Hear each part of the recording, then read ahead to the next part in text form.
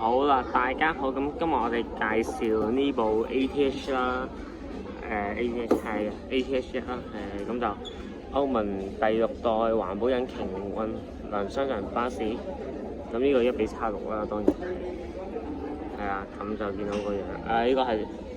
619啊，我仲爭1A 嗰個版本，我買埋個1A 版本都齊晒啦，不過我準備開始做 H Plus 係因為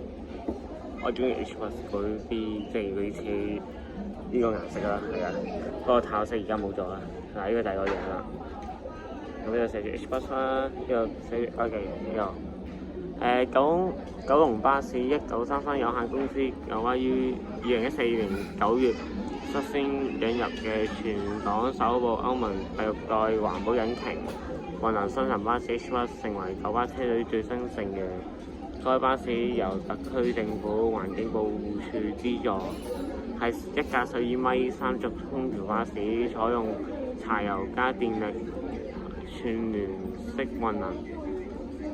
驅動系統同歐盟。咁呢個唔再講咁多啦，係咁就投入服務並行走市區嗰啲過海路線，但係1A 1040-619啦，嗰陣時係試車嘅情況。咁有我最中意嘅。咁係啦，呢部係 MNC 舊頭嚟嘅，但係只係用啲係咯，咁所以佢後面冇執嘅。OK， 咁就下先，我睇呢個門咧，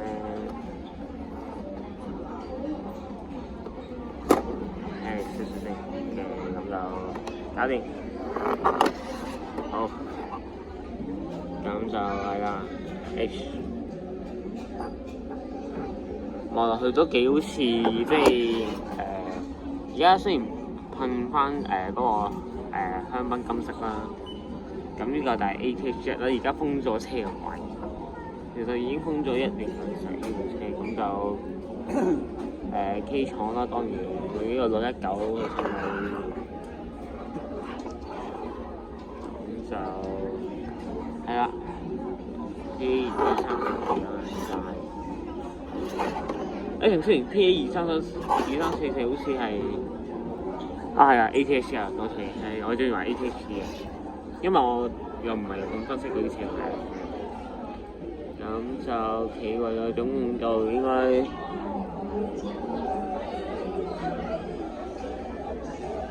睇唔到啊，好難睇啊！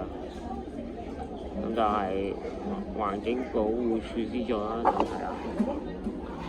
咁就後面係咁嘅，嗰個車頭即係特別咗少少。下次攞部 MS 嚟做對比，我記得有部118嗰個 MS 我又可以做對比，我幾大。係啊，咁呢個啱啱先交收嘅，咁就係啦。佢個證書就喺度啦，咁個證書係。535 2000部啊，幾正！不過呢個唔係80M，呢個係我朋友喺 Carousell， 即係我喺 Carousell 買翻嚟嘅，係啊，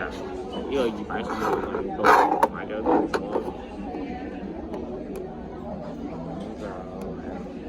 咁就費事開箱，係啊 ，OK 咁。上場冇乜特別，咁就好。咁今日我哋介紹啦，如果大家中意嘅話，記得 like subscribe。咁我哋下次再見，拜拜。